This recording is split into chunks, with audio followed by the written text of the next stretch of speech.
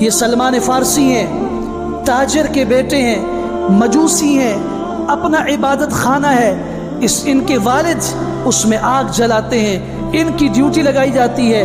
ان کے دل میں اس وقت عیسائیت کی محبت پیدا ہوتی ہے، عیسائیت قبول کرتے ہیں کہ یہ مذہب ٹھیک ہے۔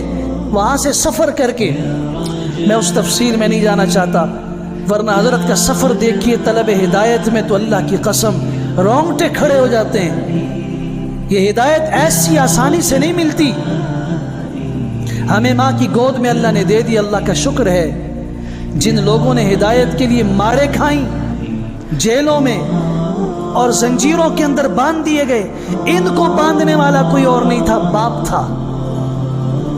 صرف اتنی بات کہی تھی کہ ابا یہ جو ہم کر رہے ہیں، آگ جلا کے اس کو معبود سمجھ رہے ہیں، اس سے میرے خیال میں فلاں راہب کا مذہب بہتر ہے۔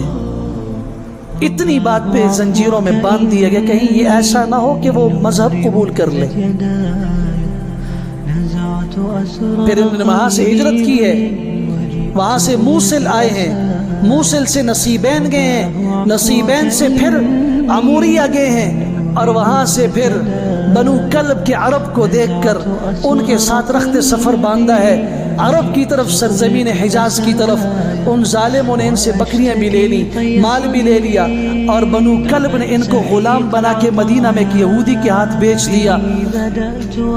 قباء میں کھجور کے درخت پہ چڑھے ہوئے تھے، اس یہودی کا چچا زاد بھائی آیا، کہنے لگا اللہ ان بنی قیلہ کو تباہ و برباد کرے، یہ لوگ بدل گئے، انہوں نے باپ دادا کا دین چھوڑ دیا۔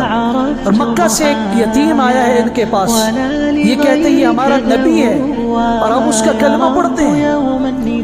اب ان کے دل میں یہ بات، وہاں کان میں آواز گونجی، کہتے ہیں کہ میں فرط محبت اور جذبات سے زمین پہ گرنے والا تھا، اتنے فوراً اس کے قریب آئے، تو نے کیا کہا؟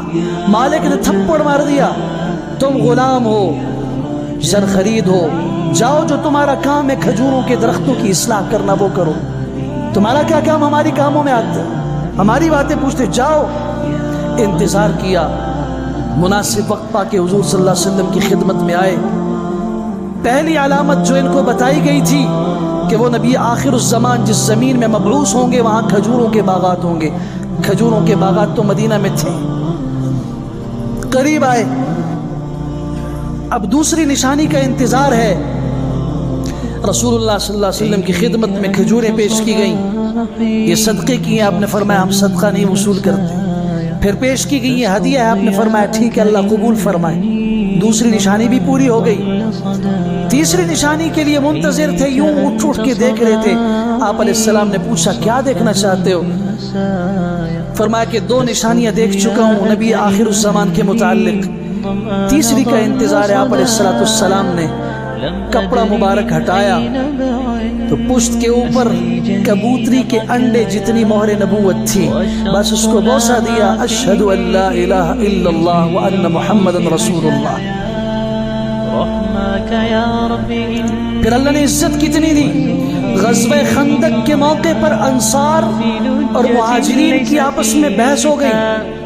انصار کہتے ہیں سلمان ہمارا ہے اس لیے کہ یہ مدینہ سے ہے، اس نے تمہارے ساتھ مکہ سے ہجرت نہیں کی۔ مہاجرین کہتے نہیں ہم میں سے ہے، جیسے ہم نے ہجرت کی ہے اس نے بھی ہجرت کی ہے اسلام کے لیے۔